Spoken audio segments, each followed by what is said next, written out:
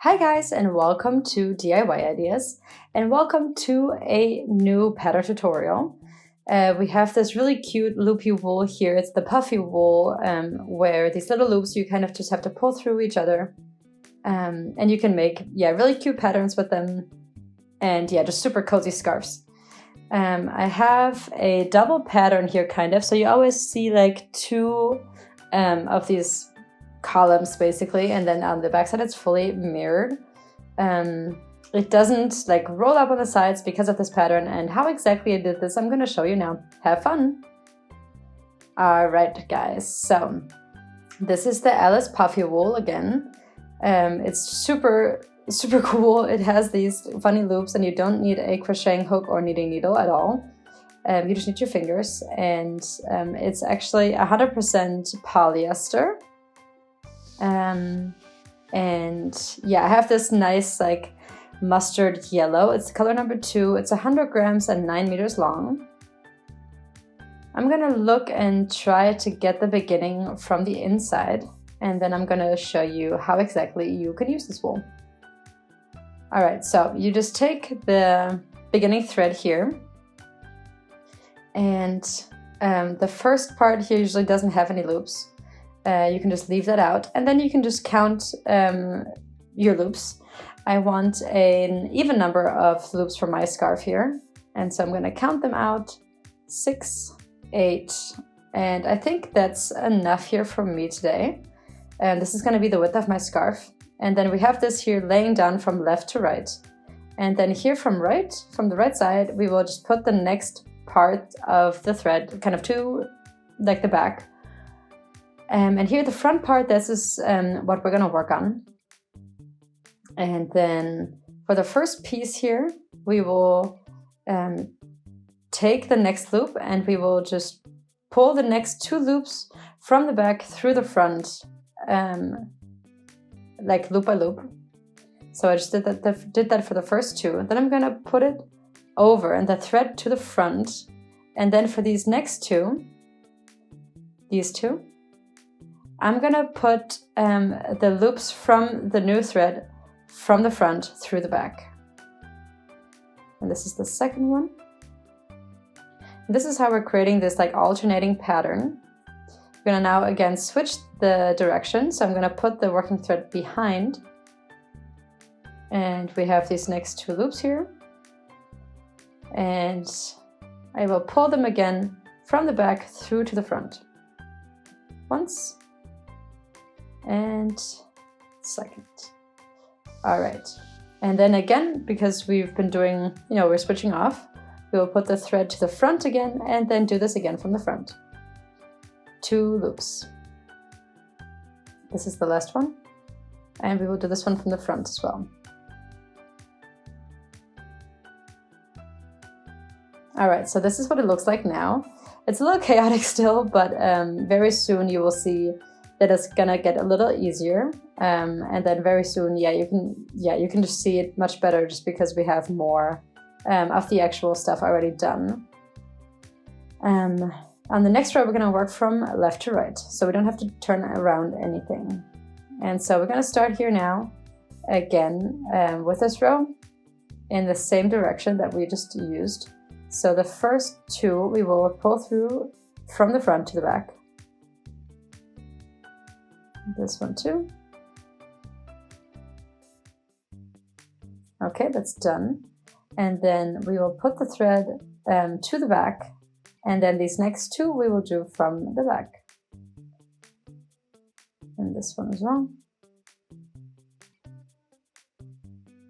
All right, so now you can already see what kind of a difference it makes here in the pattern. So we kind of have them, in the first ones we kind of have it horizontal, and then the second one we kind of have it vertical. And so here again we have these next 2, we will do them from the front.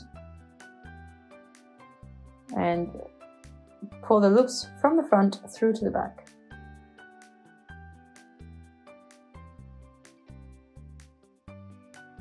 Then again, we will put it behind. And these last 2, or the first 2, basically, again from the back. then you can see this pattern already emerging. We always have these like this pattern of 2, so we have 2 horizontals and 2 like verticals. And on the back side, by the way, this is obviously the exact mirror of what we're doing in the front. All right, then we continue. Here again, from the back to the front. Second. Then again, from the front to the back twice.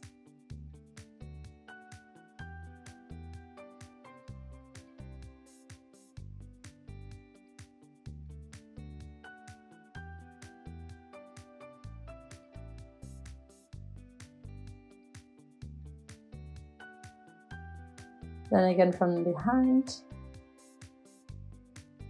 And these last 2, again from the front. And this is how I'm going to continue working on this. Always in pairs, so you always do 2 from the front, 2 from the back.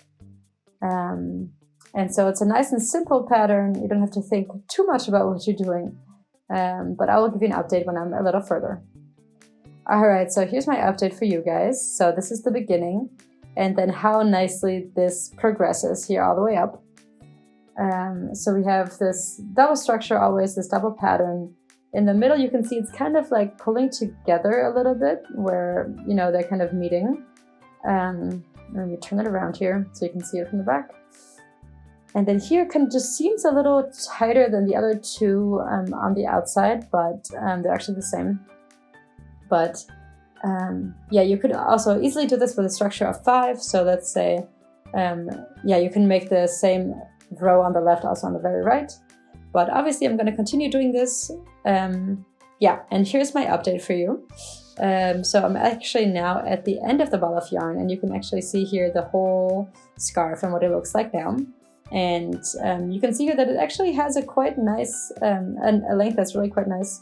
Obviously you can make this longer or wider or both, then you just need another ball of yarn. And here I actually have 3 of these loops left now. And what I'm going to do here is I'm going to cut the loops off, like I'm going to cut them apart in the middle, right at the bottom where they're connected, and just like this. Just to make the thread a little longer here, and I can hide it better and easier.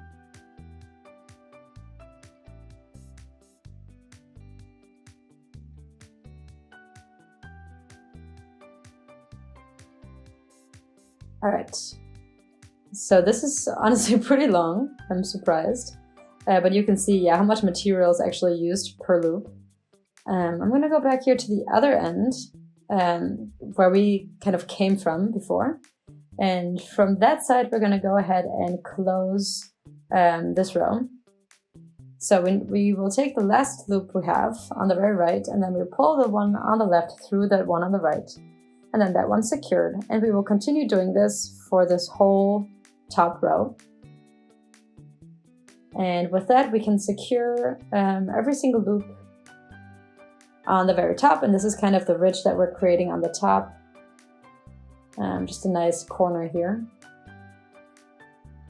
And yeah, like I said, with that we can secure all the loops, and yeah, until we're here at the very last one. You can see there's no more loops left, and then I'm going to take my last little bit of thread, I'm going to pull it all the way through the last loop, and with that it's also secure now. And then I can just kind of take this little bit of thread that's left, and I'm going to go ahead and hide it kind of like just in the scarf, in the fabric. It honestly works really well, and because it's so fluffy, you're not going to be able to see it later. I'm just weaving it through here. Yeah, just through the fabric. And yeah, as you could see also while we were doing this, the loops actually like hold onto each other very well.